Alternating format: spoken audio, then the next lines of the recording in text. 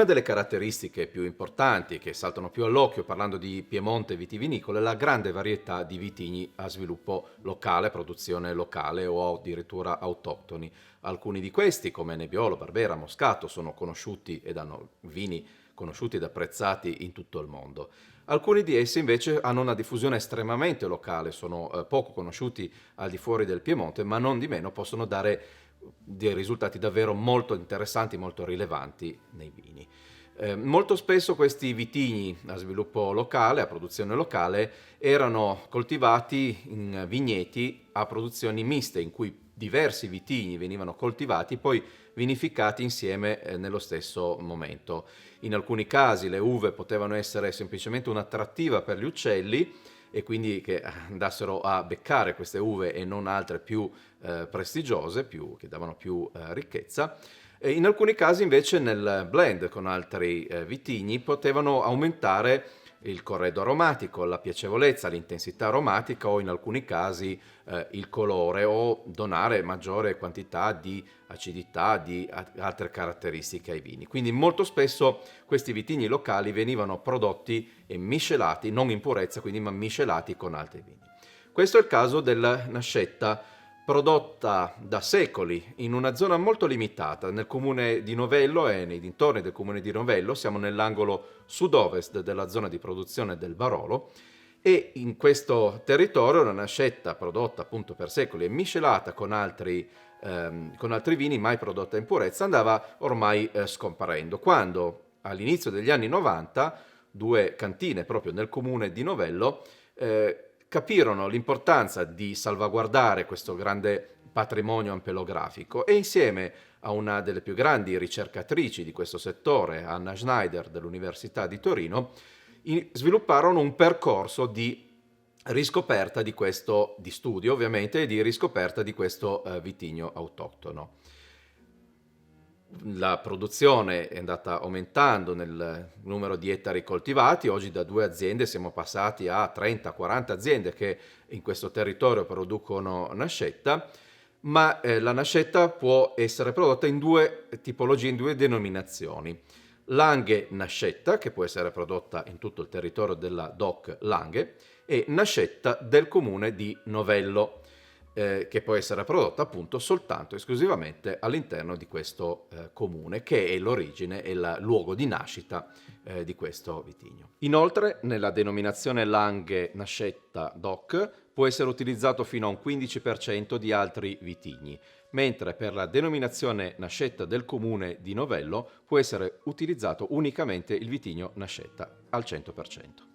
Caratteristiche. Nel vigneto la Nascetta ha una caratteristica che forse è stata una di quelle che ha portato negli anni un po' a sparire questa produzione, a diminuire la produzione, la grande irregolarità nella sua produzione. In alcune annate da uno stesso vigneto possiamo raggiungere quantitativi di uva più importanti, in altre anche molto scarsi. Quindi questa scarsa costanza nella produzione sicuramente è stato uno degli elementi che non ne hanno favorito la diffusione. Ovviamente con metodi di coltivazione moderni e con un approccio più scientifico, con gli studi che si sono fatti in questi anni insieme all'Università di Torino, si è riusciti a raggiungere dei livelli di produzione più regolari e più adatti agli scopi della vinificazione. Caratteristiche del vitigno. Nascetta è un vino bianco piemontese un po' sui generis. Spesso siamo abituati ad associare i vini bianchi piemontesi a vini piuttosto giovani, non dotati di grande longevità. Una delle importanti eccezioni è proprio Nascetta. La Nascetta, grazie alla sua importante acidità, alla sua struttura, alla sua sapidità, alla sua mineralità, ci permette di avere vini capaci di affinare molto a lungo. In questo bicchiere vediamo un vino dai riflessi dorati molto intensi, sicuramente indice di un vino con una discreta struttura, una discreta estrazione, uno degli elementi anche che ne favoriscono sia l'equilibrio sia la capacità poi di invecchiare. Al naso abbiamo un'esplosione di profumi legati soprattutto ai profumi fruttati.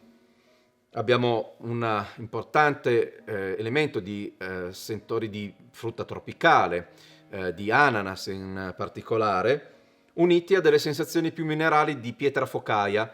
Già questo ci porta a considerare un aspetto della nascetta, no? Questa grande sapidità, questa grande mineralità che già ci viene suggerita nei suoi profumi. In bocca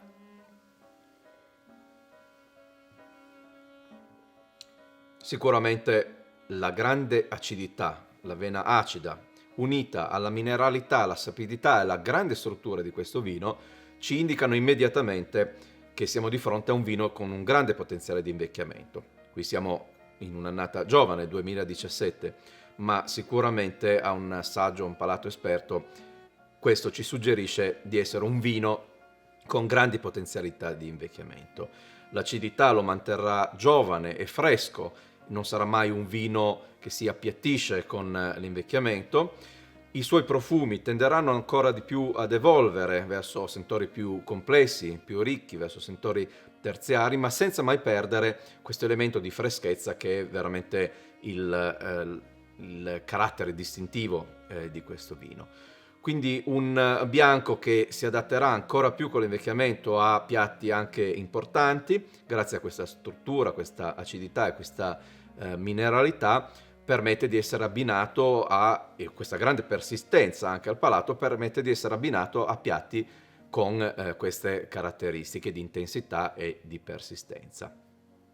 Sicuramente il Nascetta ha avuto periodo di grande rinascita che è stato grazie ai produttori di questo piccolo comune di Novello, un comune relativamente piccolo nella zona del Barolo, ma che ha veramente trovato in questo vino bianco un grande elemento di distinzione.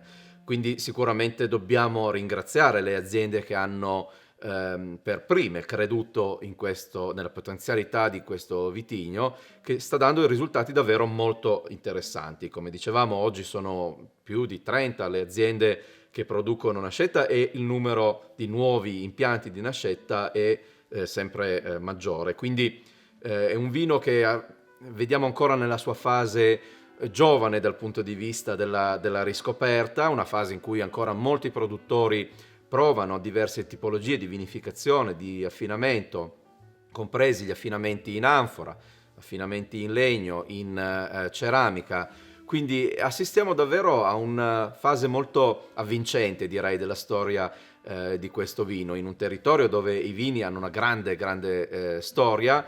È bello anche assistere a qualche riscoperta e alla rinascita di vitigni autoctoni e assistere un po' alla essere testimoni, no, di questa fase storica in cui un piccolo vitigno da pochi ettari sta piano piano iniziando a diventare l'emblema di una langa conosciuta sicuramente nel mondo molto di più per i grandi vini rossi strutturati, ma questo bianco sicuramente ha un qualcosa in comune con questi rossi: la complessità, l'eleganza, la grande capacità di affinarsi nel tempo rimanendo giovane, mantenendo sempre quella sua nota di freschezza, di sapidità che rende l'equilibrio di questo vino un piacere davvero per tutti i sensi.